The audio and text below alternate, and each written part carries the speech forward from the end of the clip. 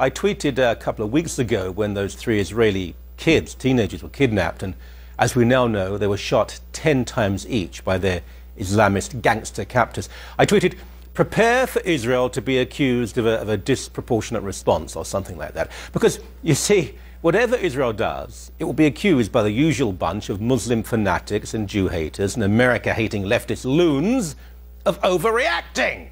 The thing is, for these people, the very existence of Israel is an overreaction. I mean, have you heard, for example, of the boycott, divestment, sanctions movement against Israel? Well, why would you really? I mean, you're normal. You spend time with family and friends rather than causes and obsessions. But this nasty little example of leftist extremism and student hobbyism is becoming more than a little intrusive right now.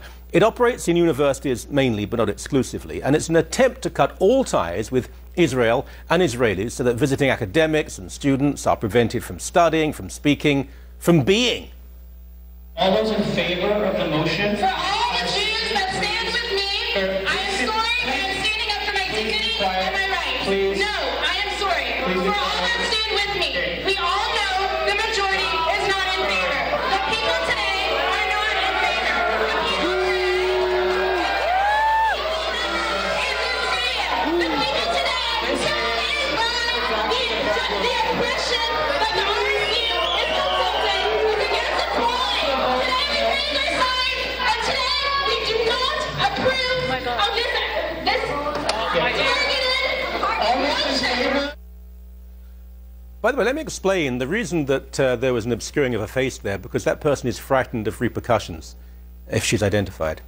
It's often racist, violent, abusive. The University of Windsor voted for it, as you saw, not long ago. And as always, such racist nonsense is only supported by a tiny, tiny percentage of students. So 5% or so of these kids vote for some aspect of their neurosis, and that then shapes the entire policy of the university. This is entirely typical. And it's also symbolic of the greater hatred in the world of Israel, a small number dictating the greater theme.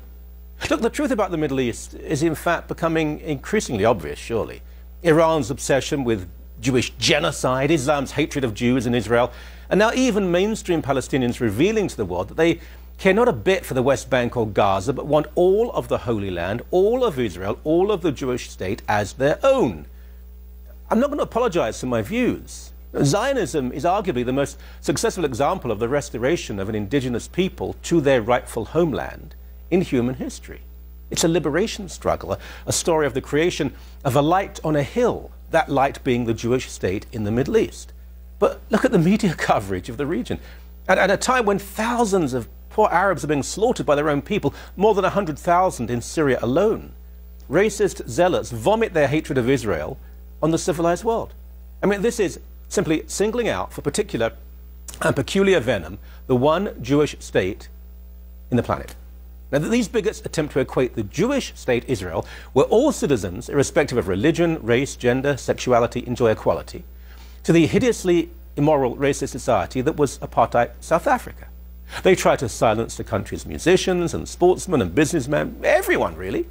They are haters. I mean, it's a lie, a blood libel, a politically motivated and blatantly dishonest campaign to use Soviet-style propaganda to condemn Jews.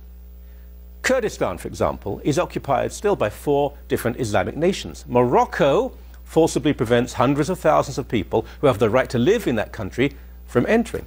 Most Arab countries reject black immigration and embrace passive, if not aggressive, racism. In the Gulf states and Pakistan in particular, slavery exists in the guise of servants being treated as, well, virtual animals. In Lebanon, Palestinians are denied dozens of different occupations simply because they're Palestinian. In Iran, gay men are publicly hanged and innocent women stoned to death. The secret police suppresses freedoms in Syria, even relatively free Jordan. We've seen what Egypt and Libya are like, with other countries little better and sometimes worse.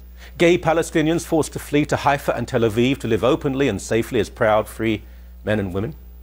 Gender apartheid exists in massive chunks of the Arab and greater Islamic world, yet Israel is supremely open and progressive, and, well, you know this story, surely. It's the sort of thing the haters don't want you to hear and know, though. The new left and the new Islam are on the path to a new moral, political, and perhaps, if they have their way, even physical genocide.